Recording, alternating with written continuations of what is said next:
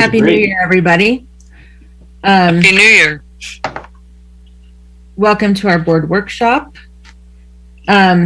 Before we start, I wonder if Josh could just explain to us the difference between a board workshop and a regular board meeting.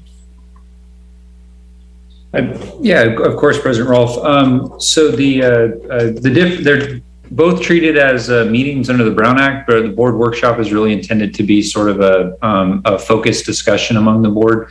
And while I know that we're seeking some direction today, there will be no final board action and anything that's before us, with the exception, of course, is the AB 361 extension, which is more of a housekeeping matter. Okay, great. So we have 2 hours scheduled. It'd be great if we could do it in 2 hours. It might not be possible because there's so much here, but to that end, I think what we'll do is we'll ask for public comment in a few minutes, but we will not be taking public comment later in the board meeting unless we finish before 2 hours, and then we have more time for that. So really just focusing on information and getting the board in particular up to speed on this very dense document. So Kevin, you want to do roll call? Yeah, roll call. Vice President Diamond. Here. Director Hetherington. Here. Director Odette. Here. President Rolfe. Here. Director Stevens. Here. Are there any special orders of business? I have none. Anybody got anything? Okay. Any modifications to the agenda? No. Okay. Do we have anybody who would like to make public comment? Just for the record, I have no written public comment. Okay. I'd like to make a public comment, if that's possible at this point. It's on the topic of the cost allocation plan. If you want me to wait until the full presentation has been completed, that's fine. I could just raise a couple of questions at this point. Your pleasure. Well, I think since we don't respond to public comment, if you raised your questions now, they'll probably get answered, or they'll be in the back of our minds and our presenters' minds, and maybe those will get answered during the presentation. Okay, fine, thank you. So with that, my name is Richard Pearl. I'm with Truckee Tahoe Soaring Association, been there for probably about 30 years. I'm familiar with the type of analysis that is before you today. It was actually my profession in creating these types of analysis for governments, cities, counties, special districts, and states. Personal experience has been up to and including the county of San Francisco, city county of San Francisco, city and county of Los Angeles, Anaheim, Miami, et cetera. So I'm well familiar with the concepts over here, and they are supposed to be following federal guidelines. I look through the analysis. I know how complicated it is. I'm sure that for a non-technician, it's really complicated. A couple of the questions and issues that I had was that I'm used to seeing at the end of the day the summary of all the allocations brought back into one table. And I think I found it here on page 42, but I'm not positive about that. If it's anywhere else, that would be helpful to know. On some of the issues with the Truckee Tahoe Soaring Association, I noticed that there was about a total of $9,140 in allocations. That's comprised of $1,500 for operating expenses, which I can't track into anywhere. Another $1,104 for allocated airside and landside costs, which I couldn't track into anywhere. And just as a word of caution, so to speak, is that the bulk of the $10,000, close to $7,000, is in annualized capital costs, which is primarily depreciation on assets which came from an AIP grant, and that means that it's federal dollars coming into the airport district, and then that is being layered back down into the allocations from to the Truckee Soaring Association. So I understand the accounting side of this. It's something that has to be done. My only point in bringing this up is that when the next level comes through here, and we're talking about the costs, that these are not the allocated costs, at least of that $7,000, does not reflect hard costs that the airport district has spent money on, nor would they probably replace it if the feds decided not to continue to support airports with major capital construction. So a couple of the issues are, I'd like to be able to track into the numbers to see what it is. I can see where some of them are. I can't see where all of them are. And the other question that I have is, in looking at the analysis, it takes into account the revenues associated with the airport side of the business, and it doesn't take into account the property tax side of it. And of course, that's $7 million, in change that comes into the airport district, and I don't see that that's being reflective here. But that revenue, of course, is part and parcel of the overall funding of the airport. It's just like in a city or a county, not acknowledging property tax when you're looking at the distribution of costs and whether programs are paying for themselves or not. So, thank you for the opportunity to chat with you on the subject. Thank you, Richard. I would also like to say that just for the general public, all of us are on the website. We all have our email information. If you want to reach out to any of us, we'll get back to you. I know it can be frustrating for public commenters to not get answers right away, but there are other ways that we can do that. And Kevin and Kelly and the whole staff is also very responsive, I've found. So. Well, and I know that for a fact. I've worked with many of them for many years, and I just know that the folks are very good in the staff, and I appreciate that. So that's why I said I would have rather have waited until the end after the whole presentation. Maybe the questions may be answered through that presentation, but so I just brought it up at this point, just so that if anyone is going to be presenting specifically on that, they might address those points. But certainly, if at the end of the day, when the presentation is over, I'll definitely reach out to the administration. Great, thank you. So with that, I'll turn it over to the ad hoc committee. Well, do we not go through the resolution? Oh, I'm sorry. Yeah, we do have one action item. The resolution for virtual meetings. Does anybody want to make a motion?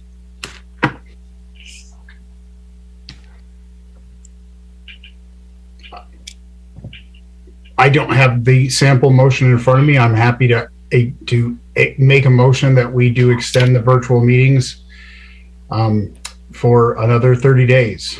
I don't know if we have to say anything more specific to it than that. In accordance with AB 361. There you go. In accordance with AB 361.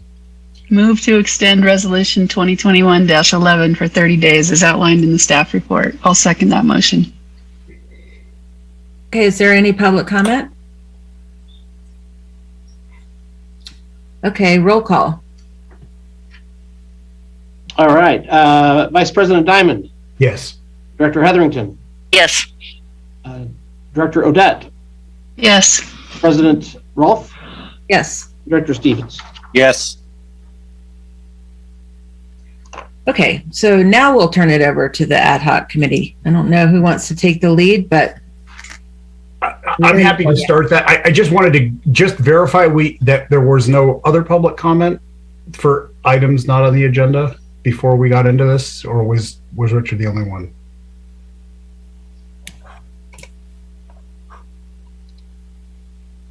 No others. No others. Okay. All right. So Mary and I were the board representatives as the ad hoc on this. We've been working on it now for a few hundred years, it feels like. And then Kevin and Kelly from staff have been in there, and of course Jeff, whom is on the call with us, and will be giving a presentation on that. Just to provide some guidelines, because as Kat mentioned, it is a huge topic. So what we are really hoping for here is that through Jeff's presentation, Jeff is from AMCG who actually did the report. Jeff will present the report. He will answer questions that the board have with regard to what we are seeing in the report. And that our hope is that we can identify areas in the report that we as a board would like to discuss in detail, areas that we have questions about or concerns about. I've gone through, I can leave that if you'd like, with regard to the different areas of the pages and table numbers and that sort of thing. But what we're hoping for, in the interest of getting out of here at a reasonable time, is that we don't get into any discussions about what we want to do.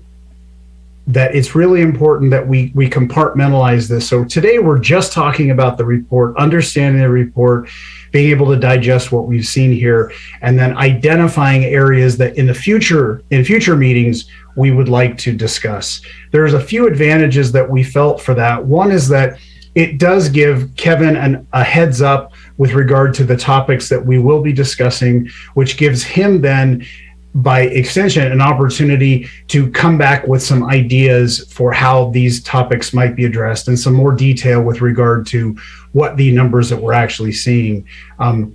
As Richard just mentioned in the public comment, you can follow the numbers in the report only so far, and then they get to a point where these were numbers that were provided by the airport, but there's no further detail on the numbers other than what was provided by the airport. Something like that might be something that the board would like to have more discussion on. So just as a guideline, after Jeff's presentation, if we could go through, flag the areas that are of concern for us, keep note of that, and then schedule in the future discussions on what we want to do about those areas, if that works for the rest of the board. And Mary, you want to add anything or subtract? No. I can get into weeds, so I'll be there if we have weeds questions. As Jeff knows. But as a process, does that work for you, Kat, Rick, and Teresa? Yes. Okay. Then Kevin, if you want to take it for with Jeff for the presentation. Yeah. So Jeff has prepared a presentation, and I think we'll do that. We'll just go there. Obviously, there's a staff report. We've highlighted some things. I thought David did a great job of articulating the process that we think will be the most effective going forward. So with that, maybe we'll turn it over to Jeff. Thank you very much, Kevin, and President Rolfe, and board and staff and the public. Thanks for this opportunity. Let me get my screen shared here first. And can everyone see my screen? Yes.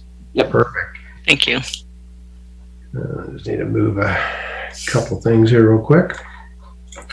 So I am Jeff Coleman. I'm managing principal of Aviation Management Consulting Group and as well project manager on this project. I've worked with a few of you over the years and with staff. We've been involved in various projects in Truckee. This is the third time that we've done a financial allocation analysis for the Truckee Tahoe Airport District. Some of that past work flows into this as far as methodology, and I certainly will talk about that. I do want to recognize my team that was involved in the project as well, especially Caitlin Kuber and Doug Jost, which did a lot of the heavy lifting of entering data into the models that we have used for this financial allocation analysis. What I'm going to spend today during this time is really talk at the front end of the process that we used, some of the foundational allocation methodologies that we used, and I'm not going to spend as much time digging down into the actual results on a revenue or cost center basis or a tertiary basis. We could spend a day there if we talked about each one, but certainly happy to answer questions in certain areas that anyone has. But I think what's best is to make sure that everyone understands some of the foundational decisions that went into deciding on the allocation methodologies and how some of those were presented. First, I want to point out that this was not an audit. We utilized the Truckee Tahoe Airport District financials from 2018, 2019, and 2020 at face value. We didn't go in and validate whether or not certain expenses were properly allocated into a correct line item, whether the allocation, or I'm sorry, whether the expense was a fair expense. There were certainly times that we needed clarification on what was in some of the financial line items to make sure we understood what it represented so that we got it allocated into a proper silo into this study. To speak to the public comment, as noticed, the allocation analysis does not include FAA grant monies, state grant monies, or property tax revenues. This was looked at on an operating basis. So public entities, public airports have what's called operating revenues and expenses and non-operating revenues and expenses. And so we looked at the FAA grant monies, the property tax monies as those non-operating. They didn't tie directly to a specific revenue source or cost center. Certainly they exist. Certainly the Truckee Tahoe Airport District benefits from them and they utilize those, but we looked at this more on an operating expense level. One of the reasons for that goes all the way back to the very first time that we did this financial allocation analysis work. And the thought process was a what if scenario. Well, what if the Truckee Tahoe Airport District no longer has these federal grant monies through the AIP process available to them? What if we don't take property tax revenues or have access to these property tax revenues? What is our all-out cost, both on an operating basis and as well as the associated capital costs? And so that was another reason why they are not included in this analysis that we've been charged with.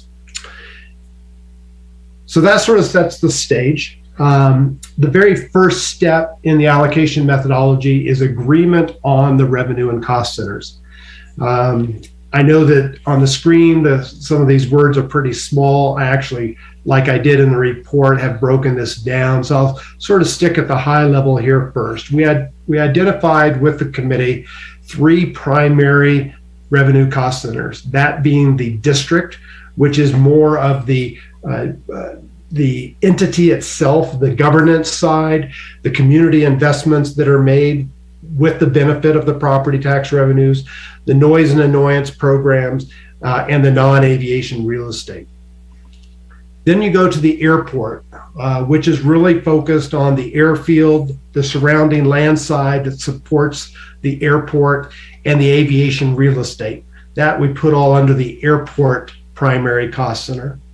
And then because the Truckee Tahoe Airport District owns and operates the FBO on the airport, that is its own separate primary revenue cost center with aviation fuels, other products, services, and facilities. In each one of these, you will notice in these tables that there are some that are in bold. And what those bolds represent is the tertiary categories that we did further analysis within this financial allocation cost center. And so while each category, each of these tertiary items represents what falls under the secondary. So for instance, in noise and annoyance programs, 10% of the ATC tower, the Cessna 172 flight quiet programs, the MLAT, and the cameras, those are all tertiary categories, but they weren't analyzed on a per item basis, like under non-aviation real estate, where the warehouse, clear capital, red truck, long-term parking, and rental cars was analyzed on a per location, per facility basis and you'll see those on a later table where they're analyzed on a per square foot basis, both on the revenue side, the operating cost, as well as the capital costs. The secondary is the airport, as I mentioned, and we did go into tertiary analysis of those costs associated with based aircraft and transient aircraft, as well as the aviation real estate properties on the airport. And then the third is the FBO, where we dug down a little deeper into the different Jet A, Avgas, revenue sale categories as tertiary analysis. I do want to point out, just going back to the big picture here, that is important. One of the advantages that the Truckee Tahoe Airport District has, obviously, is the property tax revenues that you are able to do a lot more than most general aviation airports. And you will see that without including the property tax revenues in the analysis, that there are certain areas of the airport that have quote unquote an operating loss. That's not unusual for a general aviation airport. Most general aviation airports, except for the much larger ones, Morristown and Teterboro and Centennial, where they have the critical mass of both real estate and fuel volumes and aircraft operations, that they can generate operating profits. But most general aviation airports don't, and the district has that unique advantage to offer a higher level, safer quality of facilities and services to both based and transient customers, as well as support the community in the unique ways that they do. So the next step is we utilize at AMCG some sort of standard revenue and operating expense categories so that we're able to, within your financial statements, you have a lot of expenses. And so we wanted to consolidate those to make them a little bit more manageable and presentable in this financial allocation analysis. So what this table does is represents on the right columns all of the different Truckee, or I'll just use district for simplicity, all of the district financial line items and how they were consolidated into this analysis under more succinct categories. And this is again where our team spent a little bit of time with Kelly and Kevin to make sure that we understood what fell within these district line items so that we make sure we get them into the right pool. Because each operating expense line items, we did use different types of allocation methodologies, which is represented on this page. So starting up in the revenue, that's pretty self-explanatory because each of the line item revenues, for instance, warehouse rent obviously went to non-aviation real estate, 100% of that. Hangars went 100% to aviation real estate. Land rent, building rent, concessions got allocated appropriately based upon square footages of buildings. So those are pretty self-explanatory. The ones where you start getting a little bit more into the weeds is down on the operating expenses. And there was three primary methodologies that were used.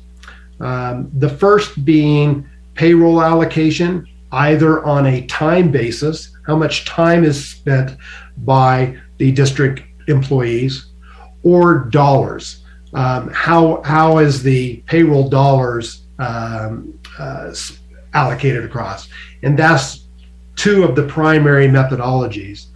The next methodology is really just spending some detailed time with Kelly and Kevin and really understanding what's in these line items and how best to allocate these across the secondary revenue cost centers. And so you'll see these lines that are called review of expense detail. That's where we spent some time understanding those and allocating those appropriately. This is not an exact science. It is a reasonable estimate of allocation based upon the understanding of how these expenses were incurred and which revenue or cost center benefited from those expenses. There are a few other secondary or tertiary allocation methodologies in here for insurance, and for instance, insurance. There's a separate insurance allocation table of how the insurance payments, premiums were allocated across the revenue cost centers.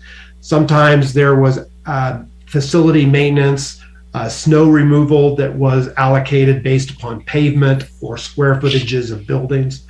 So there were a few other ones, but the review of expense, payroll allocation time, and payroll allocation dollars were the primary allocation methodology for the operating expenses across the different revenue and cost centers. Since payroll was a big part of the allocation methodology, I did want to share, and this obviously is in the report itself. The first step that we took here is working with Kevin and his team to self-reflect on how much time they spend in these different areas of the district, both the district's primary cost center, the airport, and the FBO, and then the secondary cost centers as well. And so based upon each person providing their opinion of their time contribution to these, we allocated their payroll, total payroll by position across these primary and secondary revenue cost centers. So you can see those allocations all throughout this table. And at the bottom, you can see the percentages of allocation by dollars and allocation by time. Obviously, you have a lot of facilities on the airport, majority of those being hangars. We did utilize the square footages of hangars as a methodology to do some of the allocation. So you'll see in the second column the square footages of each of these improvements, how these improvements, these facilities are utilized across these different revenue cost centers. Probably the two that obviously have multiple allocations, your existing airport terminal and office building, which is utilized, and all different cost centers benefit from this. Also the maintenance building, because they maintain a lot of not only the airfield, but they maintain aviation real estate. They maintain some of the equipment for the FBO and the fuel storage facilities. So some of their square footages was allocated across those different revenue cost centers. You have a lot of pavement there at the district, both on an airside and landside basis. So we utilize the square yardage of all of these different pavement surfaces, and which different primary, secondary revenue cost center benefited from those pavement areas. And that's how these were allocated across. Again, providing percentages down below, both on a total basis, an airside basis, and a landside basis. There's a lot of tables behind this one, and I think that is an important point to probably bring up at this point, and also back to the public comment. This report here is a summary report. There are tons of tables that fall behind some of these tables that were presented that support some of these allocations. A lot of them in the capital asset side. Some of these show up in the appendix as well. But what we did is brought all of these capital asset categories into this summary table. And you can see that the allocation, what that represents is the total cost of that capital improvement divided by the number of useful life years that there are estimated for that type of improvement. And there's a table in the report that identifies what those number of useful life years are estimated for the different types of capital assets. And certainly some of these, for this year, it's fiscal year 2020. So some of your capital assets have, quote unquote, fully depreciated across their useful life, and they don't actually fall into 2020. EAA and Phoenix Hangar are good examples of that because they are older assets. They don't have a current cost to them against the existing revenues. So anytime you run out that clock on useful life, it drops off on this allocation report. But also, I emphasized at the beginning that this is the total capital cost. So for instance, runways and taxiways, aprons, and there's other costs that are partially funded, sometimes fully funded through the FAA AIP grant project funding mechanism. And as was properly noted during the public comment and during my introductory comments, the FAA revenues or grant monies are not included in this analysis. So that is 100% of the cost, both of what was borne by the district as well as the FAA monies received by the district, so that you as a district understands from an operating basis what the full cost is for the runways and taxiways at the airports. So for instance, you've redone a runway, used FAA monies, that runway comes to useful life at the end. You now need to replace it, resurface it, but now FAA monies aren't available. And what would that cost be to continue having that runway in place? And that's sort of really the intent of the picture that we're trying to paint here. So I only wanted to take about 15 minutes there at the beginning to set the stage of the methodologies. Want to pause here and answer some questions really on the front end, sort of that methodology side, and certainly we can dig down a little bit deeper into some of the individual tables. I have the report up so I can easily share that for all to see, so we're all on the same page as we start having discussion. President Rolfe, would you like me to questions now? Yeah, hands or go ahead? Oh, you got your hand up. Rick, why don't you go first? I am curious. I don't want to discuss it now because of the way the ground rules we agreed to, but I'm curious, how did you come up with the 90% for tower and ADSB to their side? So there was a couple areas, and let me just go back to, I think it's this table here. There was 2 areas that through discussions with the committee that we tried to determine, how much should we allocate to some different silos versus fully burdening the air side in certain items. So one of those, obviously, as you noted, Mr. Stevens, is the ATC tower, and it was the committee that came up with the 90-10 on that with guidance from staff as well. Same with the transient use fee, where approximately 75% of that fee was allocated to FBO facilities for use of the apron area and the services that they received there, leaving 25% of that over on the air side. There was not a science behind that. It was more of what's a reasonable allocation between these 2 revenue cost centers. And Marion, Kevin, and David, if you want to add to that. Yeah, I'd like to add, just as a reminder, that this is for 3 years, 18, 19, and 20. So it is a moment in time. It does not reflect what's happening in 2021 or 2022. And when we were doing that allocation, we were looking at the data with regard to noise comments, the runway use the information that we had, and the data we had for that period could not really justify the tower having more than a 10% impact on noise and annoyance. We hope as time goes on that they have increasing positive impact on that. But for the years in question, we just didn't have data that supported that was the case. And I would add the aspect of the three-legged stool assumed the control tower, ADSB, and the charted procedures.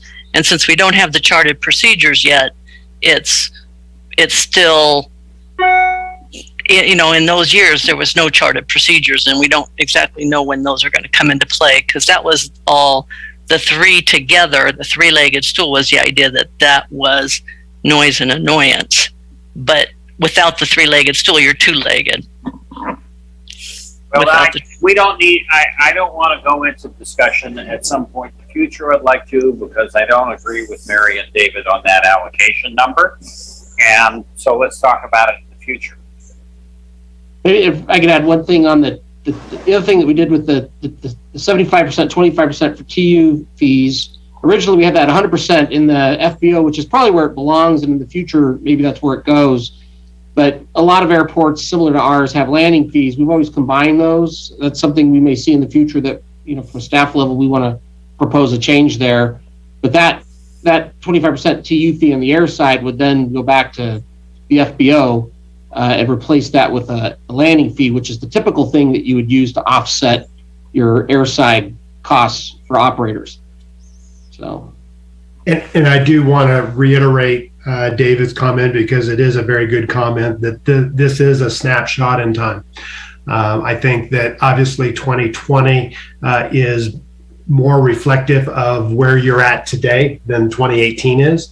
But the reason I like having 3 years of data is, I think, to know where you are today, it's always important to know where you were yesterday. And so I like seeing sort of a trend analysis and seeing what changes happened over a period of time. But it is important that this is just a snapshot.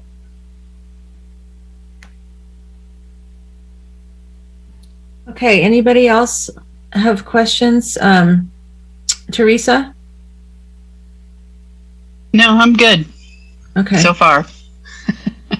Yeah. I'm good so far. I think Jeff, we can move on to the next segment. Yeah, I think what's important, and I'm going to change my screen share now. Give me just a second.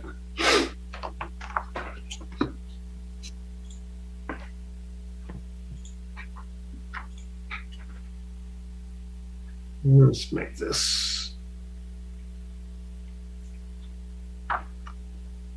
So what I want to walk through is the actual one of the analysis here, and it's probably this one gives us a good picture. What page is it? Yeah, let me just find the best one here, and I'll give you a page number. Let's do table 23 on page 35.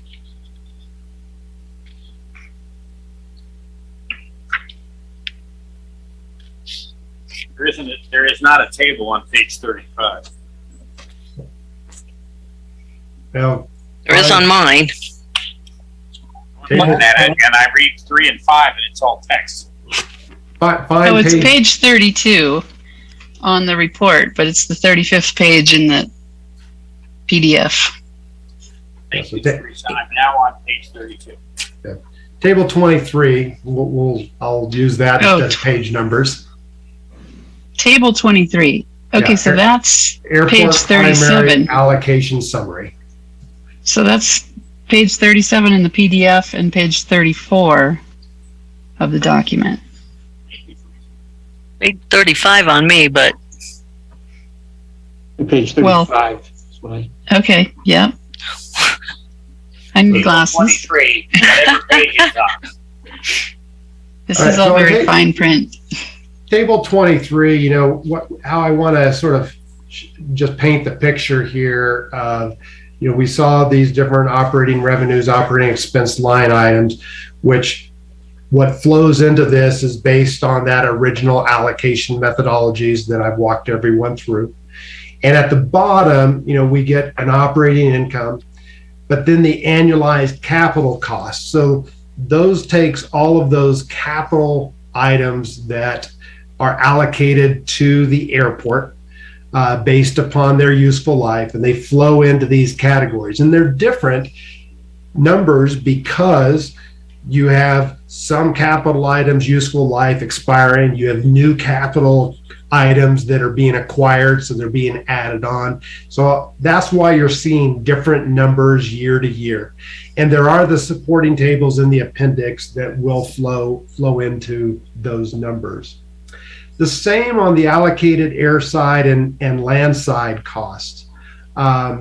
Those flow from another table, and I am going to go find that one here real quick because that gets a little complicated, but it is helpful to understand it. If I can find it.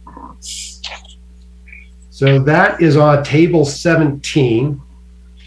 I'm not going to give a page number because I think everyone looks differently. So table 17. It's around page 26.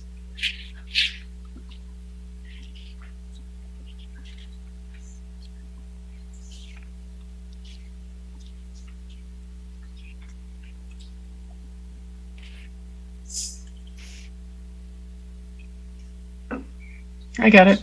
So what we do on this is we took airside costs, both operating and capital, and then reallocated that out to other revenue cost centers that benefit from the airside. So as you'll see, one of the biggest beneficiaries of the airside is the aviation real estate. And this methodology flows back into the other times that we did this report. The theory is that if you have a hangar or a T hangar area, that to access that, you need the airside. And if you're going to have an airplane, you need the runways, you need the pavement area to benefit these aviation real estate properties. So a larger portion of those costs were allocated to that.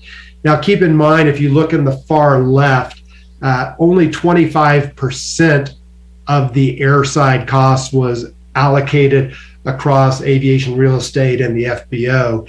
The other 75% remained in airside and was utilized as a basis to allocate costs to the actual aircraft users of the airport based in transient. And there was a separate table for that other 75%. Landside costs, this is all the roadways that are on the district land areas that service both the aviation and non-aviation areas of the airport. The way we allocated that, actually a little different this year. This time we did this project versus previous projects.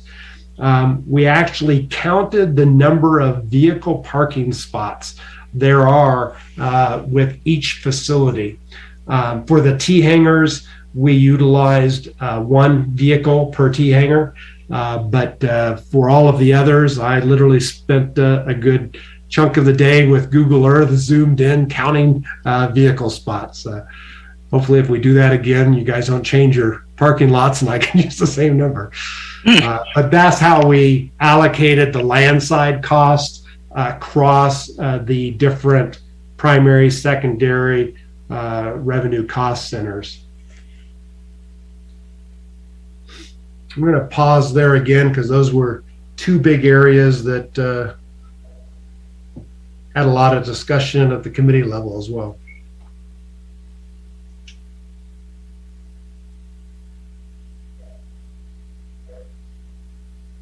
So far, so good for me. Me too. How about you, Rick? You have any questions or comments here? I'm good. Okay. So I guess the next big area is fuel volume analysis. One of the ways, or one of the necessities is because there are two major factors of cost when you're selling fuel as an FBO, and that is equipment and people, time. Equipment's pretty easy to allocate across these because you have dedicated jet fuel trucks, you have dedicated avgas fuel trucks, and you have a dedicated avgas self-service unit. So the capital side's pretty easy to allocate those costs, but you got to look more on the labor side. And so this table was designed to allocate the fuel volumes across these different types of products, different types of revenue streams, being full service versus self-service. And we looked at the gallons per minute. So what is the average gallon event? So for avgas, you can see sort of in the third tier of numbers down there is that on average, you're selling about 33 gallons per fueling event on a full service side, about 30 gallons on the self-service side, and about 220 gallons on the jet side.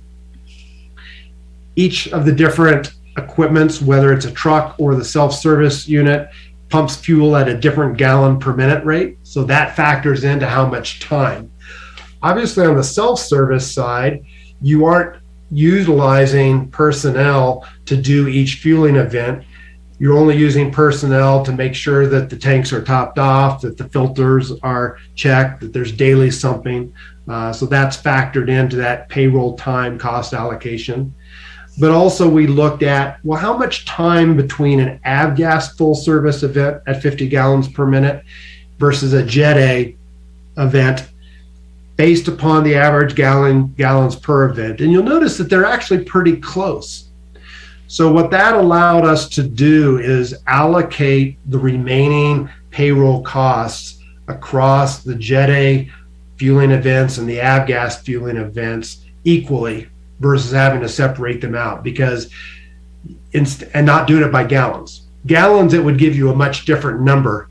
But if you do it on fueling events, then that allows you to proportionally allocate those operating expense across those line items. So that ultimately results, there's some emails going around today on that. Let me see if I can find the page.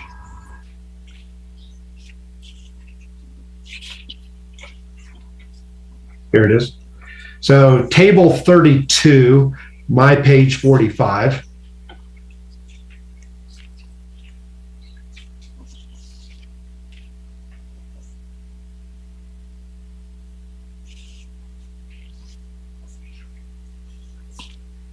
So this is an example of how we first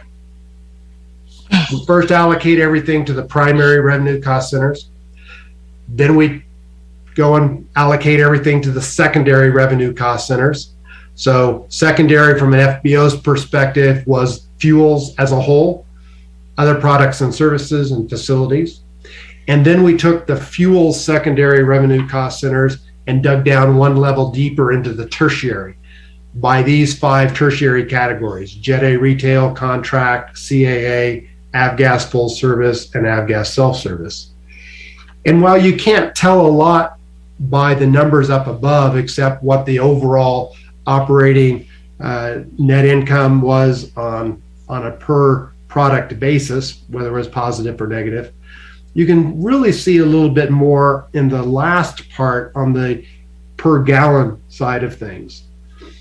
So you can see that the operating cost per gallon between retail, contract, CAA, and avgas full service was quite different. And it was quite different because it was allocated on a per fueling event originally and then divided by the number of gallons sold. And you might see that negative 485 or that cost of 485 per gallon for avgas. That is not surprising to me. You know, you don't sell a lot of avgas at your airport. Avgas generally is a loss for any FBO. Most do not make unless they're selling hundreds of thousands of gallons. So those numbers do not surprise me there at all. You're able to subside those losses by having your self-service unit. You've been able to, since that implementation, move half of those gallons over to self-service and have reduced the cost of operating avgas significantly by moving a lot of activity over there. I know we aren't supposed to talk about recommendations, so I'll hold off on Jeff, one thing on that, because this table obviously is really important to me. I look at this closely, and that I was really struggling with that 412 negative on the full service. But as we talked that through with Jeff, and then you look at the 33 gallons that we're pumping on an average cycle, it starts to make sense. We were actually at $6.14 negative in 2009 on this same metric. So we've improved by $2, even though that's nothing to celebrate. And we were a little bit negative, but negative 52 cents a gallon on the self-serve, and we're at negative 59. So that hasn't improved much. But our jet fuel sales have improved quite a bit. We were negative in those categories in 2009. They're all positive. But yeah, this is an interesting sheet. And that, just so the board's aware, that Jet A CAA column, because that's an annual contract, we did cancel that. I let you all know that. And we may bring something back to look at that, but with that margin at 64 cents, it just really wasn't worth the, at least in my opinion right now, it's not something we want to continue, but we might want to look at that again in the future at a different margin with CAA. But this is an interesting sheet to me. Can I CAA is what we canceled, right? What was that?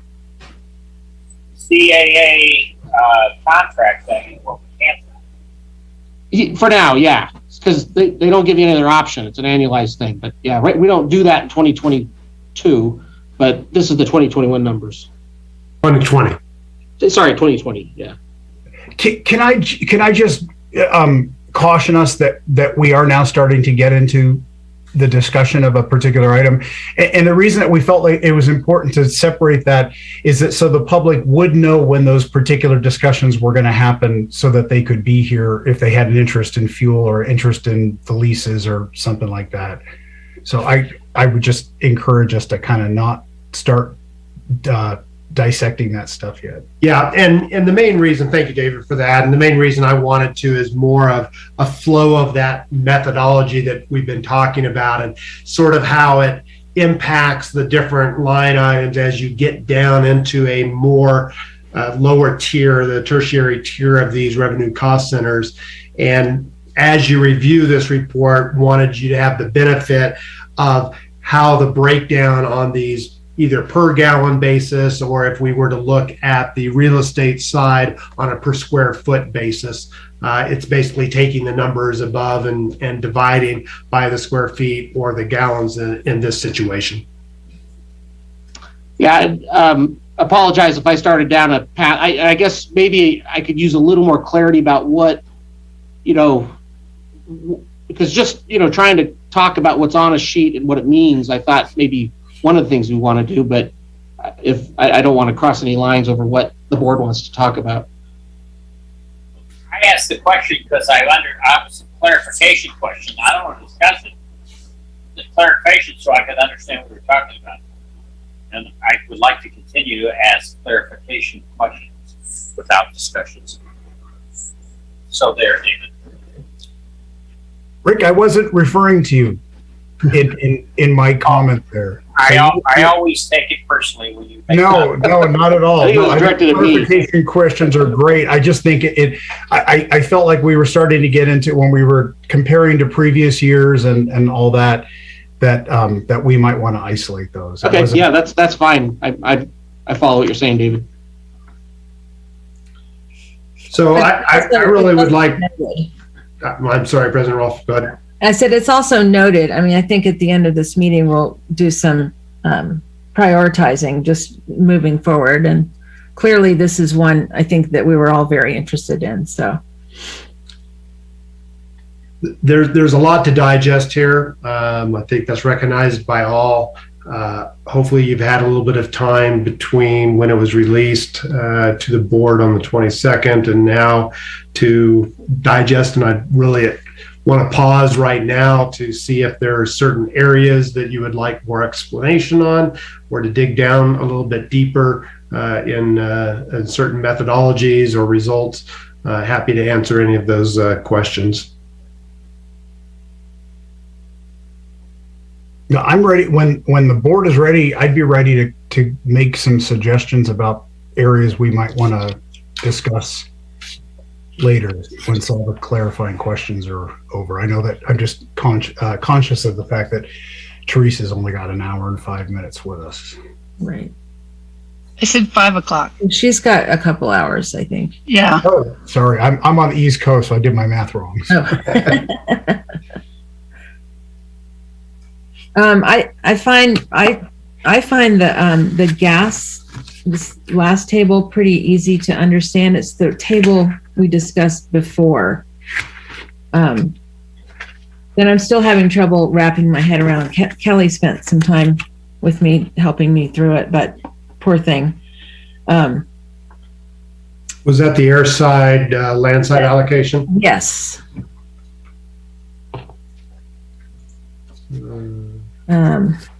That's Table 17. Oh, Jeff, I think it's helpful, Jeff, if you've got the document and you share the document, that because that way that folks who are watching this later can kind of follow along and see.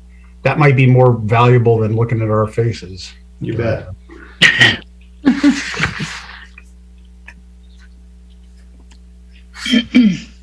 I have a question for you. On any of these or all of these, is there somewhere a bottom line? Well, there are many bottom lines. So within each primary, there's a table for each primary revenue cost center that has a separate bottom line. So for instance, There's no singular summary table that said airside's making a fortune and hangars are losing fortune or something. yes. Some bottom line. So there is a table for every primary, for every secondary category. The tertiaries, I did not put a table up for the individual tertiaries. So it's more on aviation real estate. I have those tables and can certainly include those in a future report in the appendix if desired. But so for instance here, table 20, this is giving you your bottom line for the district as a whole, not the district primary cost center, but the district as an entity. Then if you go in, that is the district primary cost center. So there's a bottom line for that. Then if you go into and then you've got the airport, and then you've got the FBO. If you go to the appendix, so then table 26 here shows each secondary item. So for instance, non-aviation real estate at the end, you can see the bottom line down there at the bottom right of 124,971 in the negative for non-aviation real estate. And if we go to the airside secondary allocation summary for aviation real estate, you can see the bottom lines down below. What table is that? This is table 28. And maybe another good one, Jeff, like table 25. That's a good one, for like the FBO bottom line. Is that right? Yeah. So that table 25 is at the primary level for the FBO as a whole. Before you get into the secondary, breaking that down into the secondaries, aviation fuels, products, services, and facilities. There's a combination of bottom lines that we look at, compare with each other. Yeah. So there isn't one singular bottom line, but there are many bottom lines by either primary, secondary, or tertiary category.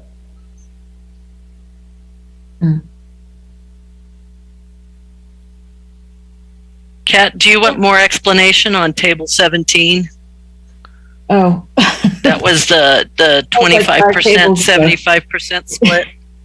Yeah. Because you're taking the total airside cost and you're only allocating 25% of it, because 75% of it's going into, help me out, Jeff, it goes to... So it remains basically on the airfield and then is allocated across based aircraft and transient aircraft. And there's a separate table that shows that allocation of 75%. Okay, that was, I wasn't seeing those percentages on this table, so it's on a different table. Yeah, so table 22 Okay. is, and it talks about it in the words, so it doesn't say 75% here. I could probably put in the operating expenses 75%, but that's the remainder of the airside costs of operating expense and capital costs that then is split between the estimated percentage of aircraft that are based using the airfield versus the estimated percentage of transient aircraft using the airfield. Okay. Which was estimated at 40% based aircraft and 60% transient, which is on the previous page describing it. It's on page 33 of the text right before table 22. Okay. All right. So that previous table that we were talking about, I see. Only has, I think it's right here, only is taking 25% of the airside costs and allocating those across aviation real estate and the FBO. And that's the portion of the airside that those categories are getting benefit from. Okay. I have another question. It feels like in some of these comparisons amongst the years that 2019 kind of stood out as different from the other two. What was there any particular reason? Like table 25, for instance. When you look at the 3 different years across for the FBO, 2019 was $470,000 in the red. Yep. So what happened? Yeah. What is that? I think, and maybe Kelly can help me answer, because I had that same question. On like one of the things that contributed there was 2019, we had a CalPERS adjustment that we had to do. So if you look at the employee benefit line, it's a lot higher in. Oh. So that's one thing. Yeah. And then, it was a COVID year. It was kind of a funny year. But not in 19. Sure. Not in 19. Oh, well, you're right. Sorry, not 19. 20 was the COVID year. 19, there was a CalPERS issue there, and then maybe there's some other things. So one major contributing factor, your overall fuel sales and margin was $200,000 less than either 18 or 19. So that in itself was a $200,000 difference. I can't personally answer why the revenues were down or the margins were down on that. But that is, from a bottom line standpoint, a major contributing factor. The next, which I think Kevin was alluding to, if you look at employee benefits for 2019, it was, $270,000 more than 2018. So that was another big swing there as well. And it shows up in every table, because, everywhere. Yeah, because that CalPERS contribution contributed across. One of the things we sort of talked about towards the end of this process, recognizing that kind of anomaly. Again, we're taking what are the district's actual costs, regardless of whether it is representative of a normal year or not. CalPERS is an excellent example of that. Okay. Certainly, we could make adjustments to what we typically do in a valuation study. If we were valuing an aviation business, we would normalize the revenue and the operating capital costs to get rid of extraordinary and non-reoccurring revenues and expenses. So that, yes, this is not something that happens every year. What does this look like on a normalized basis? That certainly could be done here. It would take extra time because I'm sure other than CalPERS, there's probably additional extraordinary type events that probably show up, but it is a possible addition. You know, but it does show, if you just sum up the operating expenses, it went up 400,000, which is a combination of an extra 150 on payroll and then the extra employee benefits. Mhm. You know, so it's like looking at operating expenses, you know, that's gone negative in 19. Again, on table 25, why operating expenses would be negative. We also had two directors of finance during a portion of 2019, remember? Oh, yeah. Oh. Okay. Right, yeah, we had that doubled up there for 4 months. Ellie and Sally, yeah. Yeah. Yeah. So, but again, operating income is negative. Yeah, it's such a huge difference on the income from year to year. Because the income was less because we had less sales, 200,000 less. But still, I just that's- wonder why that is. Is that was there a lot of smoke that summer and we didn't have as many people flying, or I just don't remember. Is this maybe one of the areas the board would like to revisit for a deeper discussion? Yeah. I've made a note to figure that out. Okay, great. Year over year from 18 to 19, we definitely had less fuel sales. Yeah, I remember that. Did see a decrease there. And yet, yeah, the employee, because we carried 2 people for 4 months. Yeah, that makes sense. All And right. the CalPERS, yeah. thing. Okay, does anyone else have any more comments or questions on this part? I think we're good. Okay, Jeff, back to you. I don't have more to present. I'm really, I've wanted to really answer more questions because I could spend hours just going through each category and explaining each, but that would be more than 2 hours. So I really want to focus on areas that the board has questions on. So, Kat, if it works for you, I would be happy just to kind of get that conversation started, to just kind of go through the areas that I think are red flags. Great. Yeah, And that's and great. then we can decide if we mutually agree that they're worth discussion, we could flag them and then schedule a discussion on them. And if not, if I'm the only one, maybe that we skip it. So the things that I wanted to say here is I'm not making any comment about the payroll allocation, because I feel like payroll is a factor of a requirement of operations, so that if we focus on the operations, then payroll supports those operations, and we have to assume that Kevin, has the staff that he needs and not a bunch more staff than he needs on that. So I don't really have any comments on that.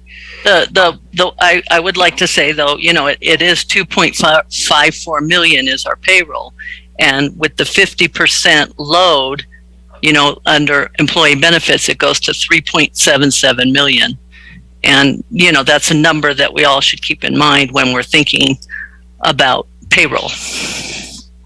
Right. Okay. And the other thing that I just wanted to say, just to kind of couch this in a thing, is that I'm hoping that we'll identify areas that we want to discuss, and I'm hoping that and this is one of the benefits of deferring actual discussion, because these are moments in time that are gone. any actions the board takes are really about where we are and where we're headed. That when we have, like, we say, well, area X is a concern for us, we want to have that discussion. We come up for that discussion. We might discuss where we were in this time, where we are now, and whether there's anything forward looking in the next year or so that's going to impact that concern, either positively or negatively, whether or not, for example, that there was an anomaly that is no longer a factor, or something was upside down and it's now profitable, or something is profitable and it's about to go upside down. So that's why I kind of feel like if having that in that context moving forward might actually enable us to actually take action about this stuff, rather than having a reaction to data that's already obsolete in a way.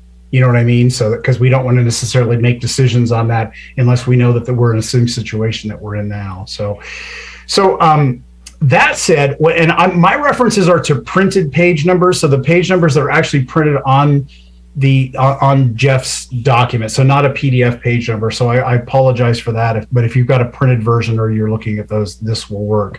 And then Jeff, maybe if you could share your screen and just pop to these areas.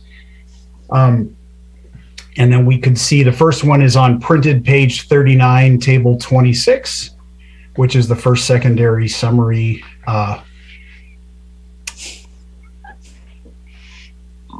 for there. And this is a real minor one, but so my concern there is under noise and annoyance.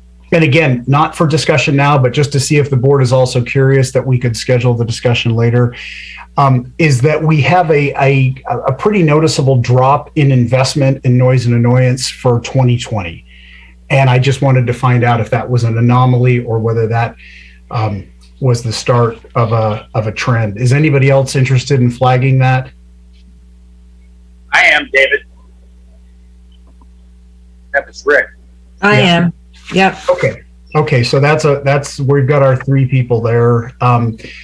And you also wanted to see if people, on governance, that's in our face. It costs $1 million a year to just have a governance. We have to do our own accounting, our own auditing, our own legal, our own board, which if we were under the wings, like Kevin is always talking at South Shore, they can access those through the city. But it takes us $1 million a year to run the governance. And I don't disagree with that. I don't have a question about it. I'm just pointing it out. That's an awareness. Does anybody else have questions about it?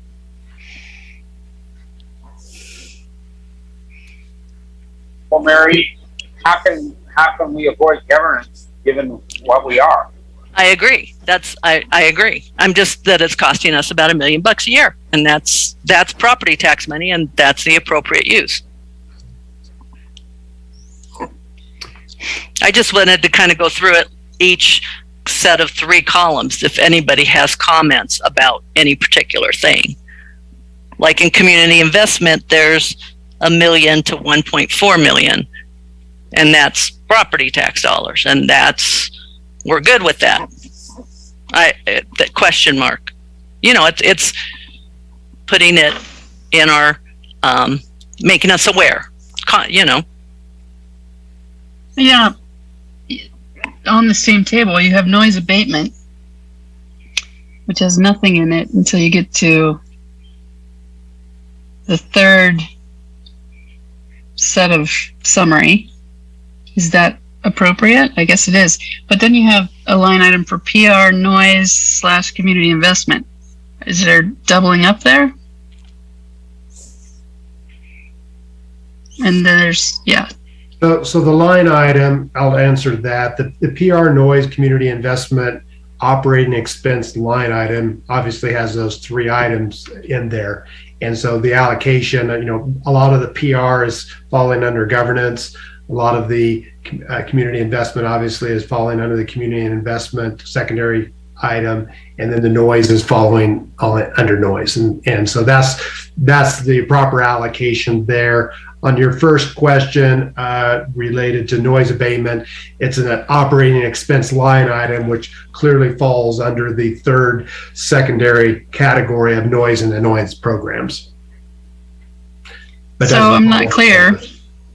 Is noise abatement different than noise on the PR noise community investment line? No, I believe Kevin or Kelly, correct me, but I believe that is the noise abatement. And I can actually, let me just slide up to another table. Okay. I think this one's relevant to Kat's point that the noise dropped precipitously, but that's just in the governance category because there's $1 million over in noise and annoyance. 929,000. So on this table here, this will tell us, so noise abatement line item has the fly quiet incentive expenses, the geographic info system, the jet annoyance reduction expense, the flight track maintenance and lease, and aircraft modification expense. That's what's under the noise abatement operating expense line item. Under the PR noise community investment line items, you have the events and programs, media ads, home basing incentive, community outreach and sponsorship, and pilot outreach. And I kind of came across that question myself, Teresa, when I was looking at this. And so for fun, I looked at the budget for 2022, and the cameras and MLAT, that's 225,000. And then the Fly Quiet 1 and 2 and the home basing is another 250. So right off the bat, there's 475 tied up in those things, and they show up in so that's that's one of why those numbers are so big. Where the 929 comes in, I don't know. Yeah, what do we Maybe do that was year? buying, That's totally irrelevant. But is that when we bought the Cessna JTA? It might have been, yeah, the Cessna. I mean, I got to find out where that's. Yeah, I guess that Cessna's in that noise and annoyance. Yes, it is. Primary. So I bet that's what that is. But I could look And that at was it. $500,000. Yeah. That was in buy 2017, and it's a fixed asset. When was it? Oh, yeah, it's a fixed asset. 2017. 2017 was the We'll have to go Cessna.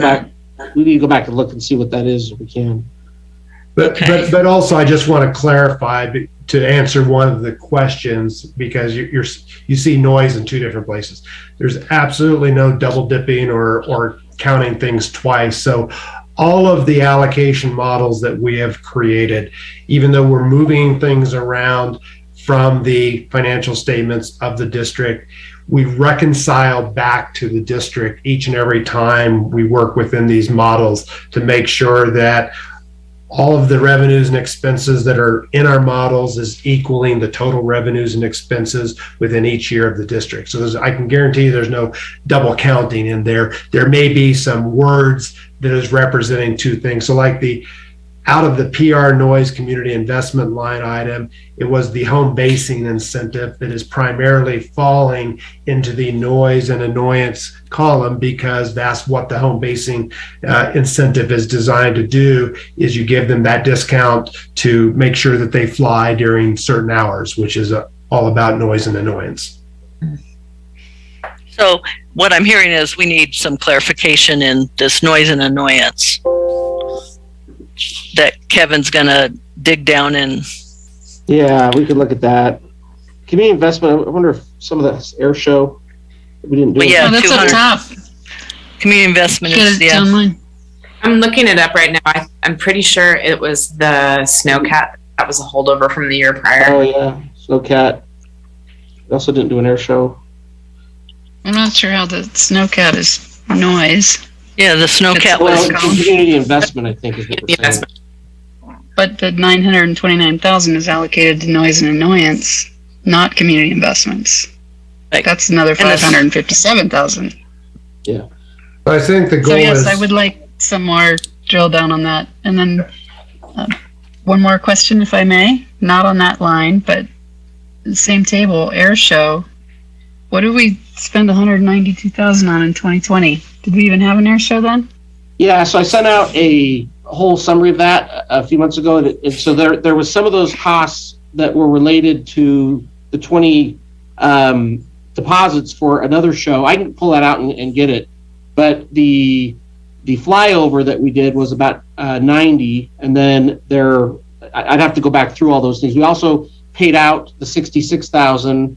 The board made a decision at a board meeting to pay the 66,000 out. So those two things are about, 100, 150, 160 of that, plus some of the expense for canceling the deposits we couldn't get back. But there is an assessment that we sent out back in, might have been in October, that laid that all out. I can get that to you. Okay. Okay. So my next one was on printed page 40, table 27. Well, let's stay there. Does anybody have a question on the non-aviation real estate that wants to, any clarity from Kevin? Mary, can I just ask if I could go through my list and then you could go through your list and everybody could go through their, I just feel like at this point, we're not really able to prioritize anything because we are unable to not discuss it. We're going to be going on this forever. I'm really concerned about this. Okay.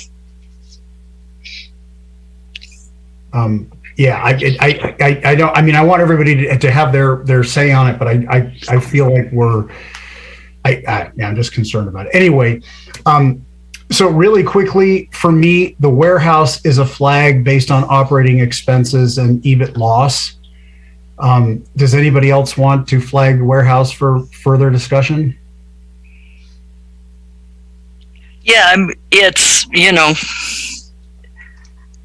there's been conscious decisions, but it is concerning to see that the operating expenses are greater than the revenue. Yeah. And this is, I think the warehouse is a good example of in that discussion, it's forward thinking as well, because I know we are considering investments in that. So it might be a good example of that. So, Well, I mean, our tenants are, yeah. They don't even pay rent, right? At the warehouse. So flag it? Yes. Yes, We should please. flag it.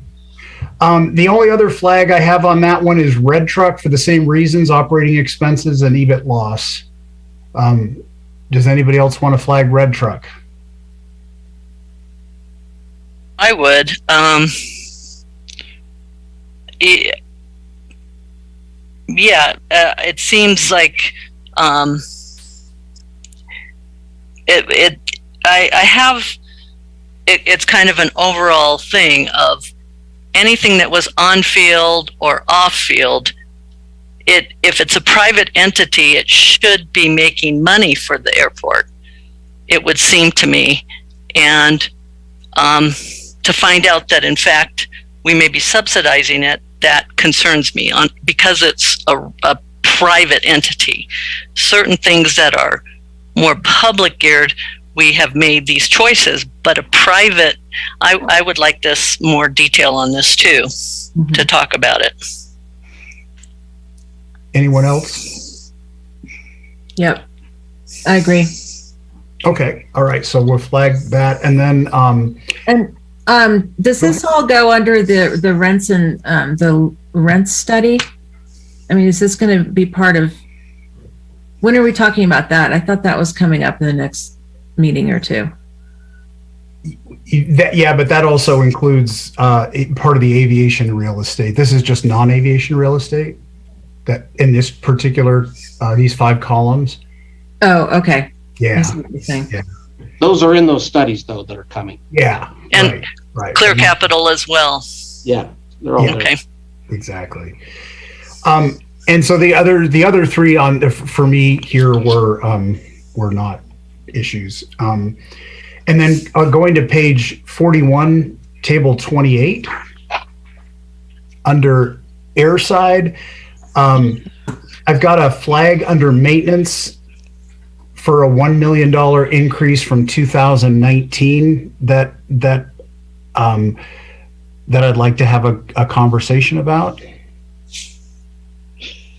Yeah, that makes sense. Does anybody else want to have that or flag that for a conversation? What are you saying specifically? So under the 3 columns to the 3 yellow columns on the left, the airside ones. Yep. If you go down under maintenance, I'm looking on a tiny screen here, so I'm kind of like. Oh, airside. Got it. We added $1 million from 18 to 19. Yeah, right. So that was just a flag for me just to have to take a look at what happened there. And again, is it a trend? Was it an anomaly? That kind of a thing. Yeah. Okay. So you can see as the ad hoc that we worked with Jeff and Kevin and Kelly in terms of getting the things in the right spots, but we didn't do any analysis until we got the whole enchilada. So we're just looking at this the first time too. I have that one circled on mine also to find out what those numbers are. And then the other one on that same thing was a revenue drop from 2018, which again, it wasn't huge, but it was just, if we could flag that, if everybody's interested in finding out why we dropped revenue after 2018 on their side. Yeah. Anybody else? Do we have a third on that or no? It's not a motion. We can talk about it. Yeah. I don't know. I'm kind of focusing on big things, and this is what, 20 grand, 22, 23? Right. Yeah. Right. Okay. So then on aviation real estate, which is on the far right, this is a general concern. I see an increase in revenue and an increase in loss over those 3 years, which is a upsetting trend.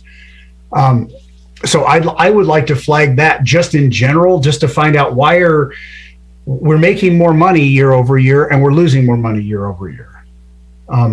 So is that something that anybody else would like to look into? Mm-hmm. For sure. Yes. Yeah. Okay.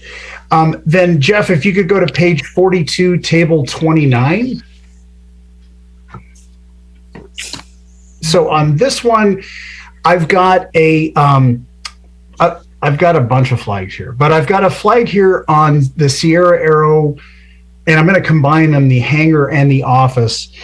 On the hangar, this is an incredibly low rent, $2,400 for a year for a massive hangar. And I know that there's a bookkeeping thing here. But anyway, so I've got it flagged for that reason. I'm curious about that and for the EBIT loss on that. And then on the office space, I've got it flagged because just as a real high level comparison to Surf Air, which is very profitable for us, Surf Air is basically renting closet space from us for about $1,000 less than Sierra Aero is renting office space. So I just, again, not to discuss now, just to, if anybody else is interested in flagging that, I know that this is one of the things that is coming up, just so that we can better understand how we got to this point on that one. Okay. Yeah.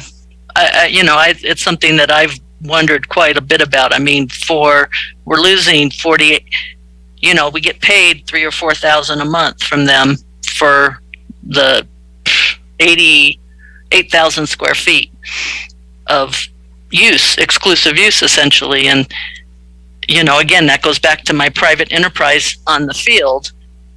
And then we're spending $40,000 to rent off field for offices. So yeah, I would very much like to understand this as a private entity, and I think it comes up through our rent study as well. Mm-hmm. Right. That will really. And the rent study too. Yeah. Okay. But but if we're losing $48,000 a year between those two things, that concerns me.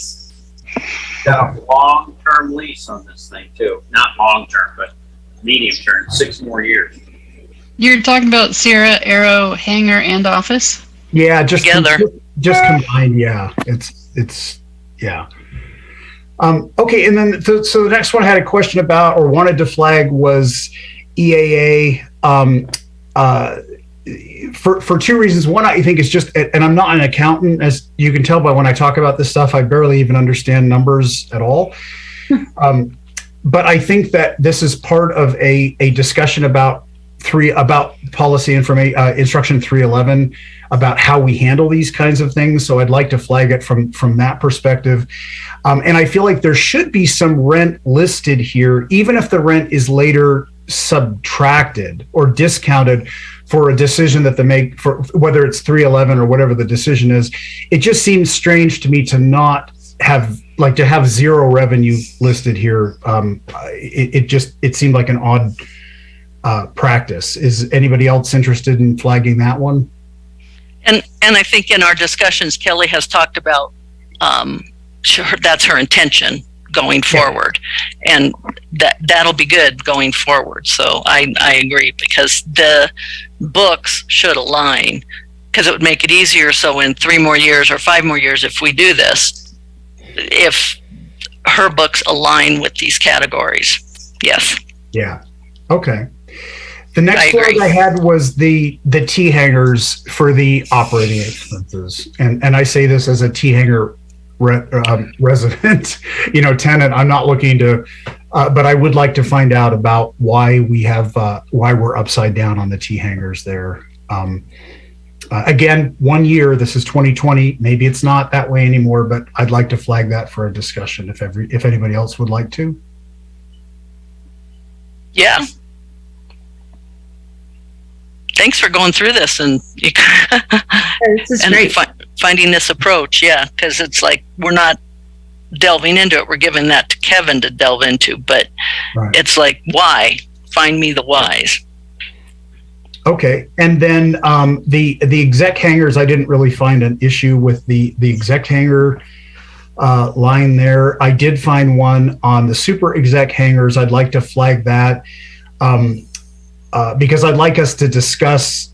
I'm sorry, my iPad over here is arguing with me. There we go. I'd like us to discuss just the fact that we are.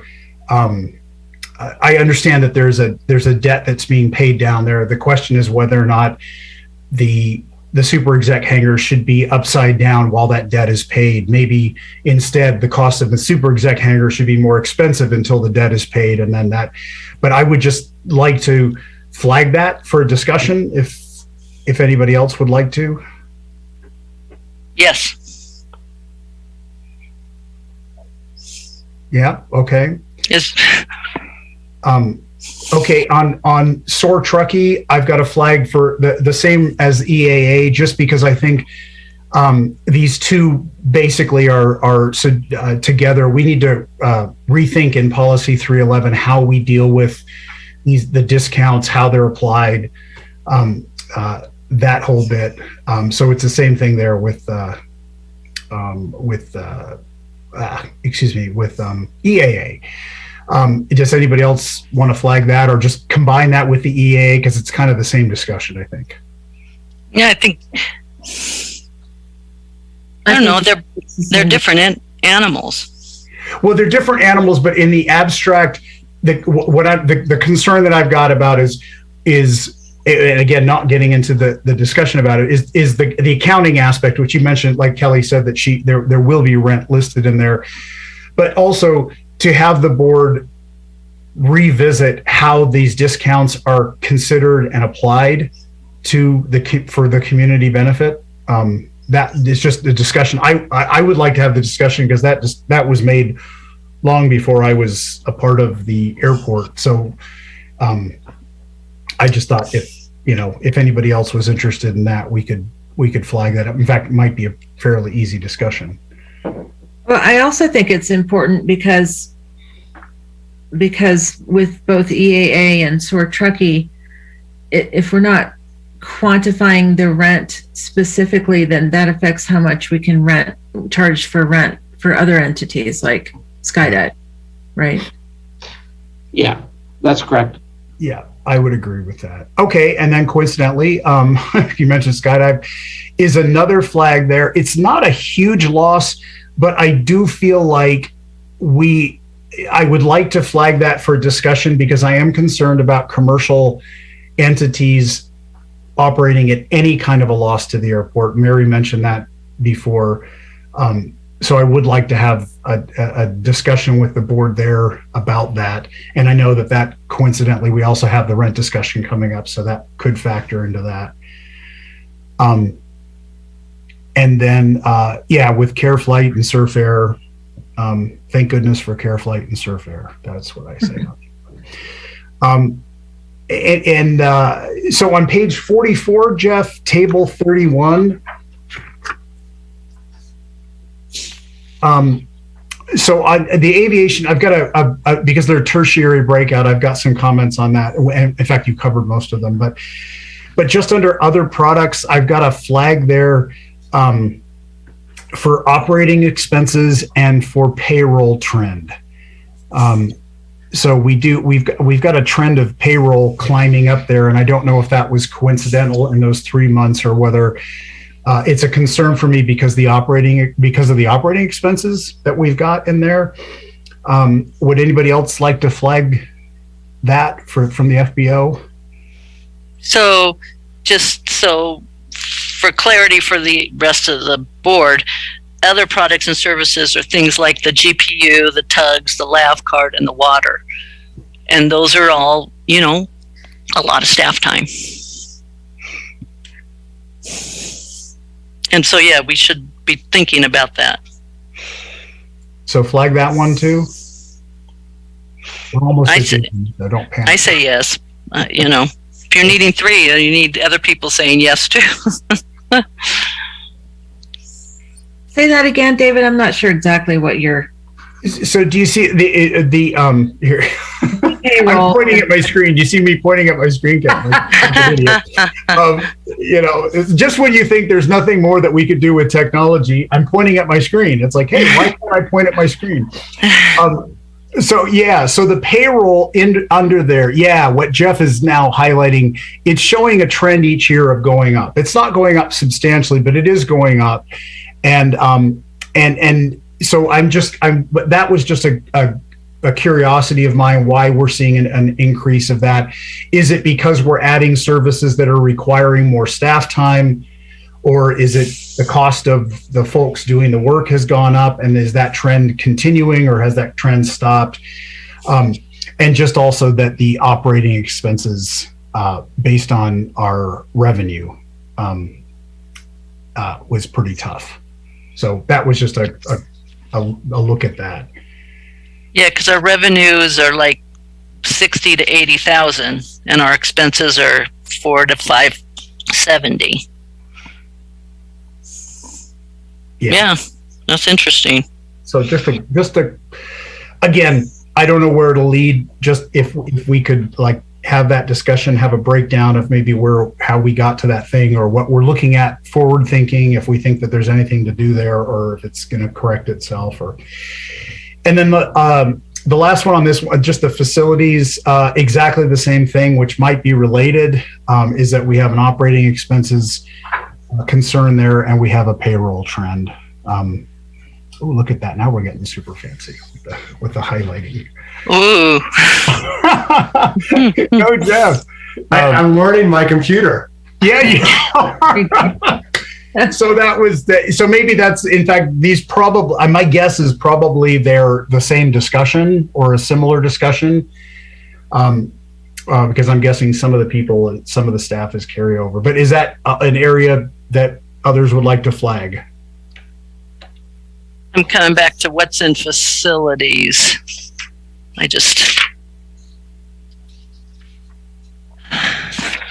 have to go back to that first chart. Facilities is primarily the transient use fee and any parking revenues. I got you. Okay. And this is where many airports use landing fees, and we don't. No, so the landing fees would fall onto the air side. Okay. Because the FBOs typically call these handling fees more than they do transient use fees. And I know we aren't digging down into a lot of explanation, but I will point out that what's very common in the FBO industry is that the fuel margins are covering other service costs to the aircraft. So things that are falling under other products and services, whether it's lab carts and aircraft cleaning, towing, GPUs, those commonly are provided at a loss because you're making up the revenues over in the aviation fuel. So just pointed out, it doesn't offset 100% of everything there, but that is very common to have a loss in that secondary silo. Okay.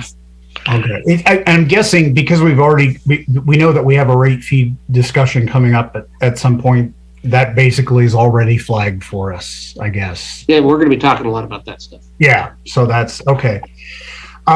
So then, Jeff, going down to table next page, table 32, the Jet A retail and contract. We did discuss this earlier today. I just so people knew, I was super confused by how we could make fuel that is discounted more profitable per gallon than fuel that is not discounted, and also up on just on the revenue per gallon, not even having to get that far down into it. Just that was a giant question mark for me. But if nobody else, if everybody else, if that works for everybody else, I'm good with that. The CAA column is really, I think Kevin mentioned, this is really a moot point now because we've already terminated that, so that's not a consideration. I love this chapter. This is fantastic.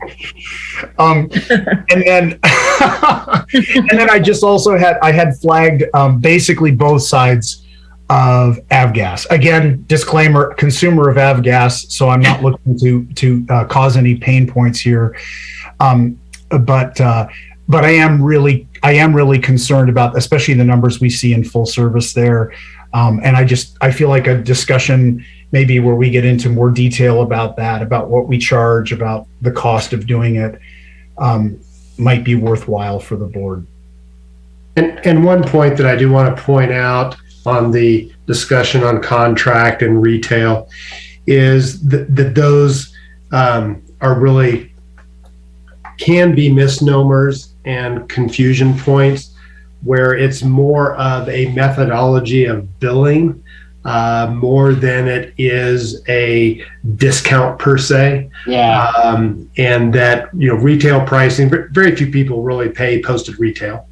Contract here, and correct me if I'm wrong, Kelly, really represents the billing methodology through the fuel supplier, where the fuel supplier has the contract with the end user, the end purchaser, and the district is really selling the fuel to the fuel supplier at a fairly high margin, versus where in the retail category, the district is selling it directly to the end user, the aircraft customer. And so I think that the descriptors can be misleading to what the resulting margin should be. I concur.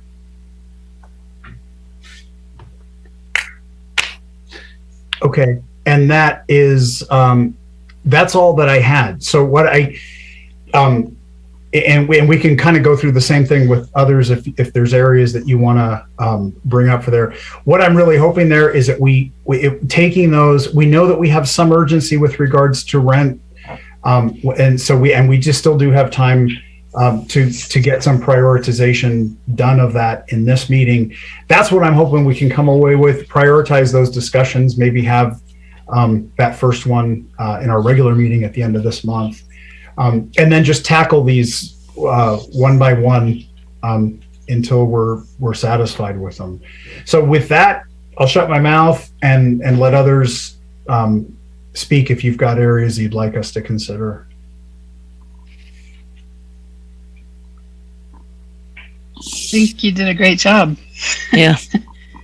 Calling it out. Thank you. The other things, we'll be doing it through the rent study. In terms of Clear Capital, how much we're making. That was a 10-year lease. I was just curious where we are now at year 7 or 6, if you know, Kevin. Oh, Hardy's my guy on leasing. Okay. Yeah, we're 6 or 7. I think they have 4 years left. Okay. Right. They have a buyout option, but yeah, I think it's there. Okay. I was just, because we'll be talking about that with leasing. And in terms of, I think David's captured most of my thoughts as well. So, so if that shows up in airside, the landing fee. So that's that point of where we had maintenance on the air side go up by $1 million, in 19 and 20, and we have 75% of the TU fee in this one. 25% of the TU fee falls into airside, Okay, and 75% was on the other one. into FBO facilities. Right, gotcha. So this is flagged, and so that goes to some of the things that Kevin's talked about offline. Yeah, why the increase there? Yeah, I think David's captured most of it, so thank you. And in terms of, yeah, anybody else? Well, I don't know where there was so much in there and so many flags. The flag that I want to talk about is community investments, because I think that I'd like to have the board make a decision or discuss priorities of community investment. I think that's very important. I didn't vote for a lot of flags because I didn't agree with them, but I'll be happy to discuss it and give you my opinion. There's some history involved in there, especially on the executive hangars, how we made that decision. There's two of us here still left when that was voted in. But let's have the discussions, and everybody's entitled to my opinion. Hey, Rick, I had a note from you about the Tower ADSB. Did you want that as a discussion item? Well, yeah, the allocation of 90-10, I don't agree with. I assume we would talk about that sometime. Yes, I would like to talk about that. Okay.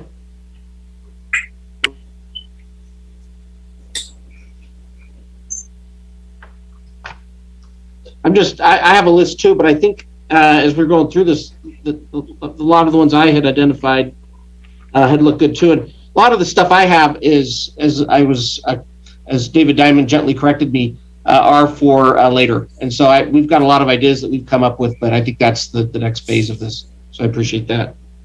There's so many flagged items, I think I'll be off the board before we get through them all.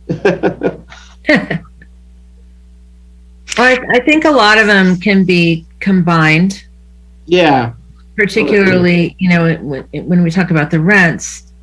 But as far as like the discussion of EAA and SOAR Truckee, kind of in my mind also tags into the nonprofits that are renting from the warehouse, and which is also community investment. So that feels like that's kind of a separate discussion than just. Yeah, I agree. That's why I was referencing 311 in that, because I think it's in part of 311 discussion, which is not just allocation. But, exactly. Okay. Yeah, and I think it also goes back to the other point that was made that Kelly has brought up of changing some of the methodology, is acknowledging the rent that would have been earned in one area, so it would show up there as rent, but it would show up as community investment or wherever else as a cost of offsetting that rent. So I think that will help in future allocation studies to have a cleaner allocation of those policy decisions that the district is making. I also do want to point out one thing, just as you went through these, David, and thank you for doing that. And I meant to also acknowledge at the very beginning, while this was a big project, it was a heavy lift, could not have done it without Kevin, Kelly, David, and Mary. They spent a tremendous amount of time and effort in reviewing drafts, identifying issues, and working with our team to get this in its current form, and very much appreciated the four of you and your effort. But I did want to point out, I think it was this table here, where you can clearly see that on the super executive hangars, the big item is the annualized capital cost with a fairly low operating expense. In comparison to the T hangars, where there's a lot of T hangars, a fairly low annual capital cost, but a very high operating expense. And that's very common from the standpoint, if you take that, what we base our useful life on these is not at what point do you stop earning revenue on these, but at what point does that capital investment now require significant maintenance, significant other operating expenses to maintain and continue on its useful life. And so you can see from those two examples where the super executive hangar is fairly new, doesn't require a lot of maintenance, where the T hangar is fairly old, requiring a lot of maintenance. And you see a shift in dollars there. I think that sort of helps paint that picture, but doesn't eliminate the need to better understand what's in those operating expenses for the T hangars. Helpful, thanks. Okay, that's good. And you know, when you can look at it that way, because it was the idea was that the T hangars were helping to pay for the creation of the super execs, because the income is, you know, of the revenues $1,084,000. But when you actually factor in the operating expense, they're not actually paying for the debt service on the super execs. Is that correct, Jeff? Based upon that, yeah, I mean, debt service isn't factored into any of this, but based upon that there's not any leftover money out of the T hangars, I would say your analysis is correct.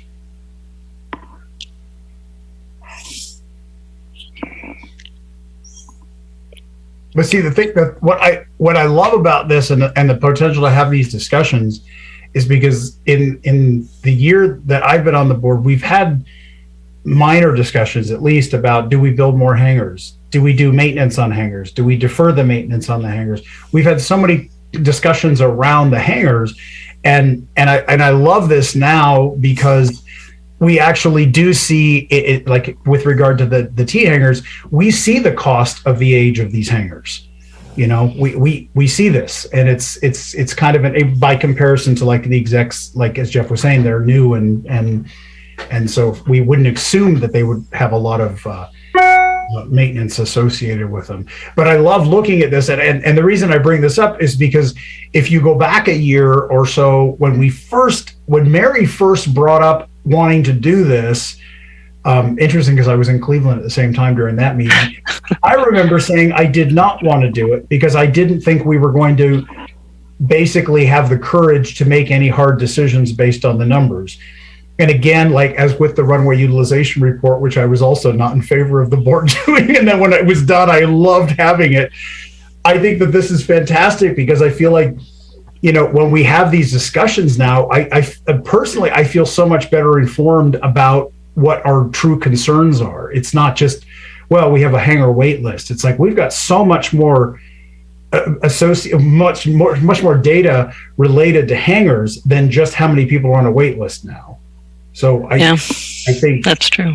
I mean, applaud Jeff and AMCG for the fantastic work they did on this, but also to, you know, my friend Mary for pushing to have this done. And when Jeff says that he could not have done this without all of us, and you can all pretty much imagine how much time Mary put into this.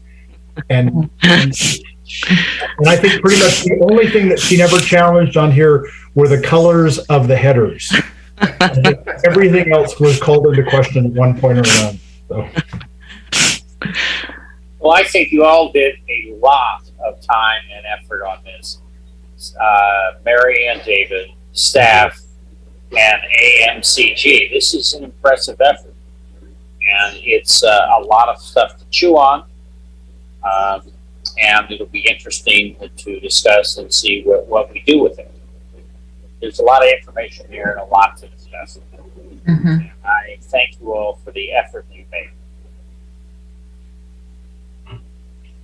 So that, I mean, I guess at this point, Kat, throw it back to you. If maybe we want to just discuss, are there particular areas of priority? Rents aside, because we know that I know that rent is is a priority issue because of of contract, but maybe is that like maybe the last thing for us to do in this particular meeting is just to decide, are there any things that we Prioritizations, yeah. Yeah. Can I just add a little bit to that?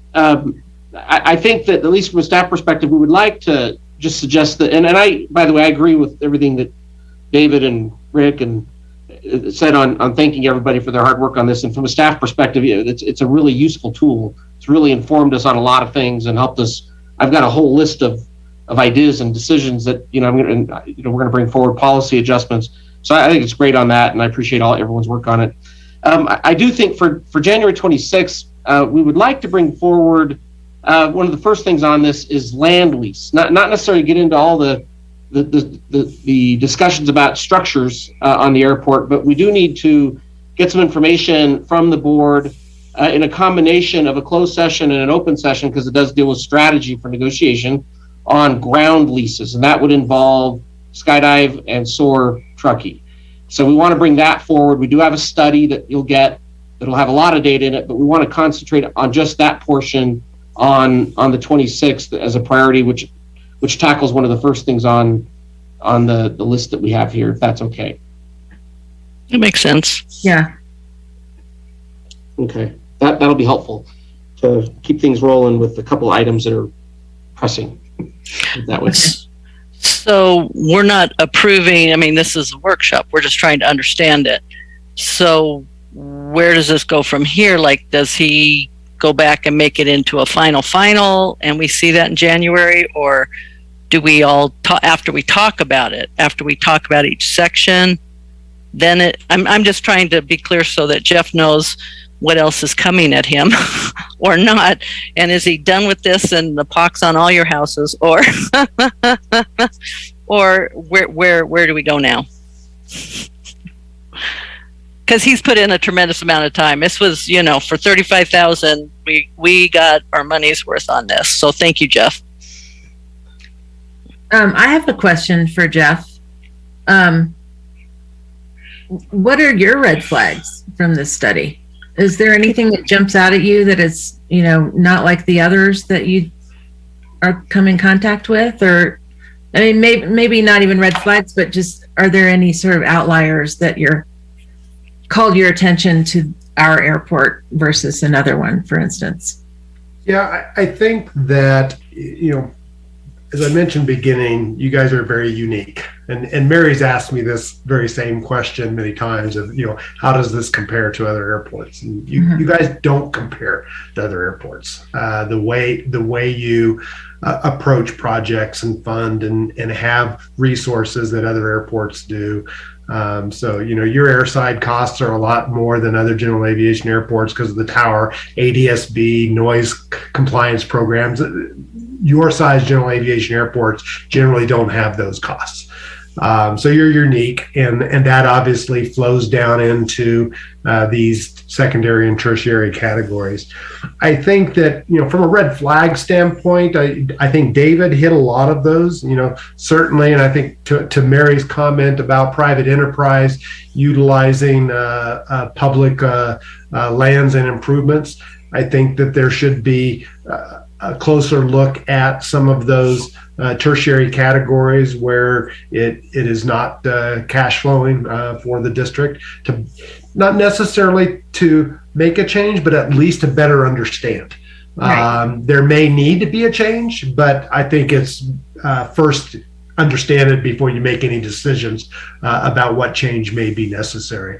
I think those are the big areas. I think the other study that we did in the FBO rates and charges side, I think that there probably needs to be some views there to better understand the revenue sources for the different products and services being offered, and whether any changes need to be made there.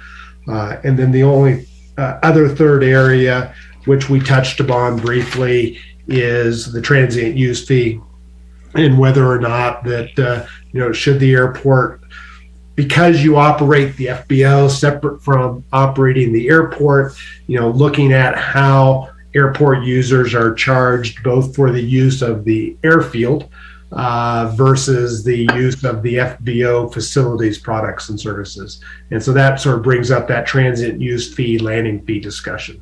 Yeah, that's what I want to talk about. Great. Jeff, can I ask one other question on that, kind of along that line? I'm curious as to, the board's views on it too. When we do go back into setting rates, fees, and charges and lease rates, the fact that these numbers don't include federal AIP funds that have funded some of these things, particularly like on airside and others, what do you suggest? And maybe I'm curious if the board, if our thought is let's not worry about those, I'm fine with that. But what is your thought, and at least best practices, other airports, in working those back into that thought, or do we not worry about that? Yeah, well, you should worry about that. I mean, typically when we do fee studies, we are looking at the actual costs that the district has out of their pocket. So we typically take into account any grant monies that are being utilized. District tax dollars, I'm not sure how that would factor in. That would be more of a policy decision of the district if they are wanting to allocate a portion of those property tax revenues towards certain cost centers of the airport.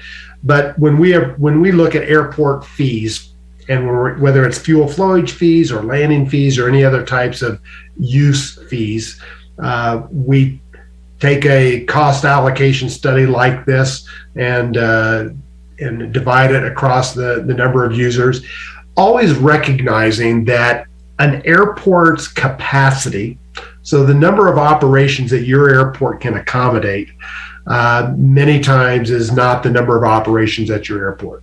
So a fee structure is not necessarily designed to recapture 100% of your operating and capital costs for the airfield. It would be so high that no one would use your airport because it would just be too high. So you have to factor in sort of the capacity versus current use today. And that might be where you have, as a district, the resources through your property tax revenues to offset that other cost from a capacity standpoint. I know I went in circles there a couple times, so I apologize. All right. The other aspect question that comes to mind then, it's like just using 2020 as a comparative year. Can you build a pro forma from this, like where we would have a spreadsheet if we were to tweak this number or tweak that number, how that could affect our operating income? The answer is yes. We would just have to do a little bit of work to make the cells, because most of our cells flow from other cells. So right. it would just be a matter of making a clean model where you could actually have inputs into it. Yeah, because that gives you a sensitivity analysis to say where you're going to get the bang for your buck. Do you raise it this much, or do you you acknowledge this discount, and you then have a way to have a model to internally, Kelly and Kevin can use something like that. There could be value in something like that. Harry, you asked what should Jeff do now. I don't think he should do anything until we make some decisions. Oh. And then this is my opinion, and then do some of the sensitivity and decide decisions we make, how it affects our bottom line or certain categories. Right. And then I agree. Use that information to actually confirm or make a decision or decide not to. Right. So I think we need more input from him, but he needs more input from us. I agree with that, because I think if you look at a lot of these situations, we can't price our way out of the red ink. We can't charge $2,000 a month for a T hanger, and we can't charge $15 a gallon for avgas. So we do have some constraints there that are going to either force us to look at a reduction of expense, the reduction of the cost of goods, or the acceptance that this is one area where we're okay with property tax subsidizing. But to me, that's one of the beautiful things about the process, is because we might be okay with taxes paying for one thing but not paying for another thing, and then that Right. will kind of inform us as to how hardcore we get about what we want to do with something. If we didn't have property tax, this airport would look very different. No question. So would. Absolutely. You know, but Very to be conscious about what we're subsidizing out of the property tax dollars, we need to be clear on that. And that's just being honest with the community, you know, that's their dollars. Homeowners' dollars. Hmm. And that's for me It's personally. It's I know commercial too. Yeah, it's like there are a few areas where I like when we use tax dollars, or if we are using tax dollars to subsidize commercial operations, this to me is a hard stop. I have a super hard time justifying that. But the other aspect of this, which might feed into Rick's wanting to flag the community investments, if we can clean things up, we've got more money for that. You know, we actually have something more that we can, the tangible outcome of this. And I'm not saying that there are massive areas of craziness financially at the airport, but at least this way, I kind of feel like we kind of know that, you know, we might raise the fee on something a little bit over here. We might figure out a way to reduce expenses over here so we don't have to raise the fee. We might look over another area and say that service is not worth offering anymore because it's costing us too much money and it's not really benefiting that many people. And I know, which I think is worth bringing up, in the discussion about the CAA contracts, one of the issues that was brought up, and I think Kevin, you'd mentioned this as well, was that this was intended to be a benefit to local pilots, and it ended up not being a benefit to local pilots, which was the reason we found issue with it. It wasn't. Yeah. And we're not adverse to benefiting those who are local, using our airport, and as Teresa put out, those who are paying for our airport. To me, I want to help these people. I want to benefit. I want to prioritize to the extent that the FAA and law permits us to do that. I think we've now got a tool that's really going to help us get some focus over a lot of this stuff. So maybe to build on what you're saying, David, you know, to figure out how to adjust these fees so that we do have more money for some of these other things that we want to do. I'm trying to figure out how, particularly when it deals with the air side and maintenance, if somehow we're able to see what these numbers look like with the federal funding covering some of these costs. I think that's important information for us to have in order to know what rates we should set. Otherwise, we're making rate decisions and trying to cover a bigger gap when that is being funded by fuel taxes that are already being collected out here and other things. And so maybe I'll get offline. I can talk with Jeff about the best way to maybe look at that, because I think that's an important component that we need to consider as we're going into the rate setting phase. And I agree with you. In fact, to me, that is like, which the board just did. We just flagged some areas and we said, Kevin, we've got a concern about this area. The reason that I was really wanting us to defer the discussion is because now you can take that flag and go and collect all your data, which is including, this is how the FAA is we can get money to pay for this. We can basically the justification of where we're at, or guidelines to help us get where we need to be with that. To me, that's part of that analysis stage. Yeah. And then we have a discussion about that, and that could include that. And it also will necessarily include, for a lot of this stuff, the tax dollars. You know, because there, a lot of these things we're not going to be able to make ends meet unless we factor in tax dollars, and we can just basically point blank ask ourselves, how much property tax money are we willing to use to subsidize that thing, whatever that thing is? At least we know exactly how much we're putting toward it after the FAA grants and everything else have been considered.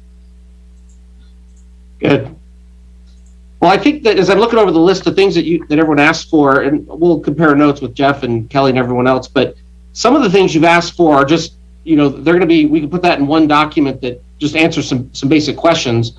And then really, the next thing really gets into looking at these other studies that the ad hoc committee is hoping to finalize, I think on the 18th, that it's in the staff report, talks about those 3 studies that we'll be able to get to the board on leasing and hangars and airports and, just these comparative analysis and the FBO fee study. So we'll get that out. But I think the next step is really starting to tackle some of the rates, the lease rates for land leasing, start with that, and then we can also get into the structures, the leases for things like Red Truck and Sierra Aero and those other ones. Those will come next after that. It's kind of what I've gotten here, but a lot of these things I think we can turn around and get back to you in some kind of a memo format that will run through the ad hoc committee, then to the full board to answer some of the questions that are easier to. It just involves research into the actual study.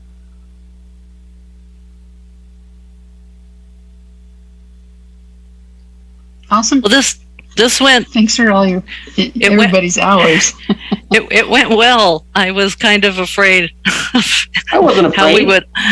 It's a dense document. I mean, we've spent a lot of time in it, and I think everybody's got their hands around it, and that is great. So thank you for spending the time to dig into it, because then it becomes a tool that we bring out the budget, we bring out this, we talk about each thing, and it's awesome. So thank you to the other board members and Jeff and Kevin and Kelly. Yeah, no, thank you everyone. Appreciate it.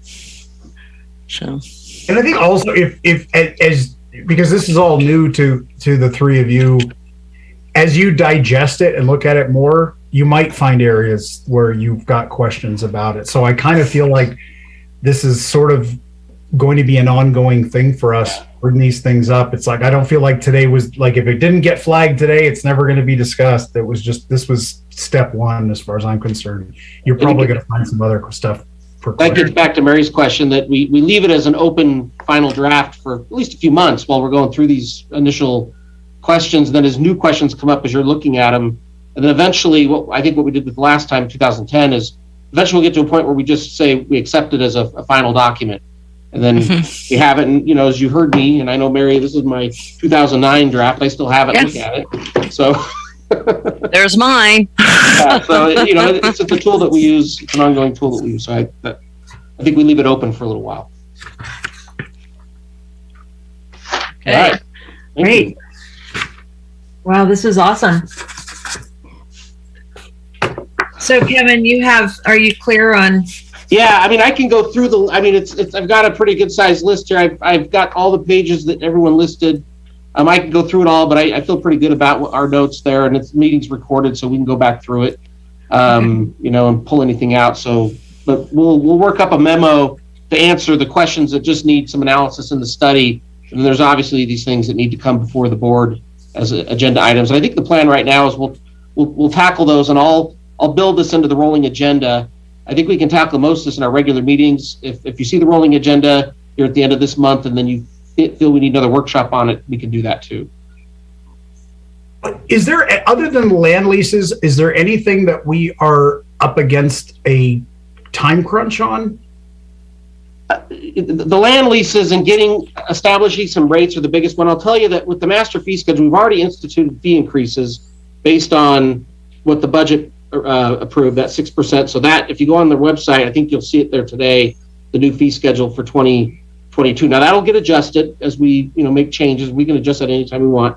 But no, I don't see anything that's super pressing right now, except for getting some of these land lease rates for some leases that are expiring this summer, and we need to let these tenants know what their terms are going to be and get contracts. My goal is by March or April to be able to have contracts in front of the board or lease agreements in front of the board for some of our land lease tenants.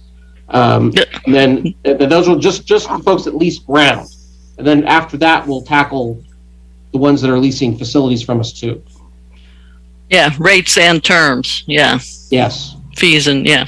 Yeah, I'd like to have a term sheet for those two land leases by February, and then build the contract for March. It may take April, but we'll get it done in a reasonable amount of time, so that these folks can make plans for the summer. Cool. Thank you.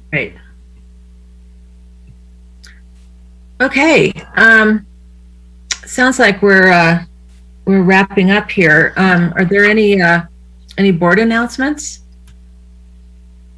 Anybody have anything to announce?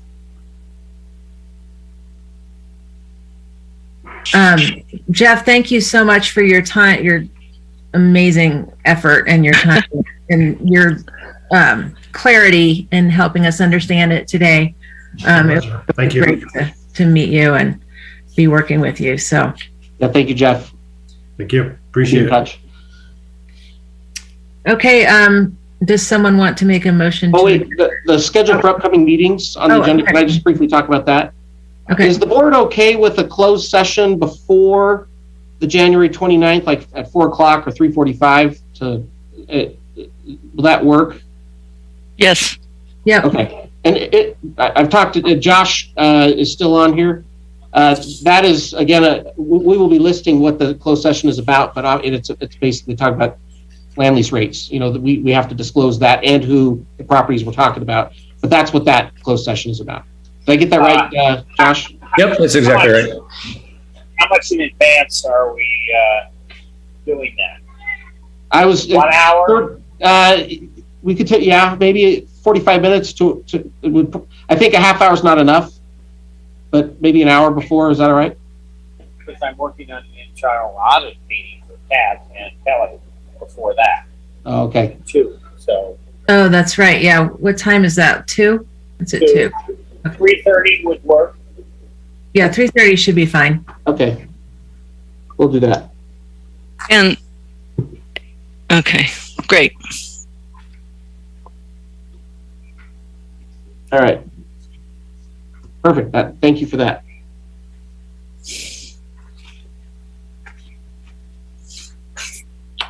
Okay. Public comment and then a motion to adjourn?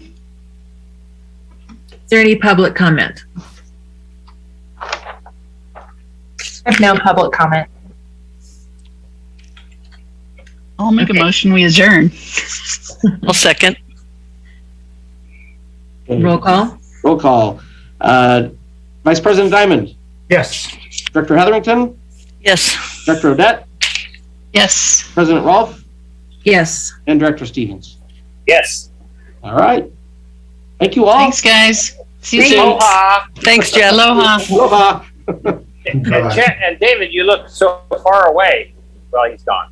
He's 5 hours difference for me. We'll see you. Bye. Bye. Bye.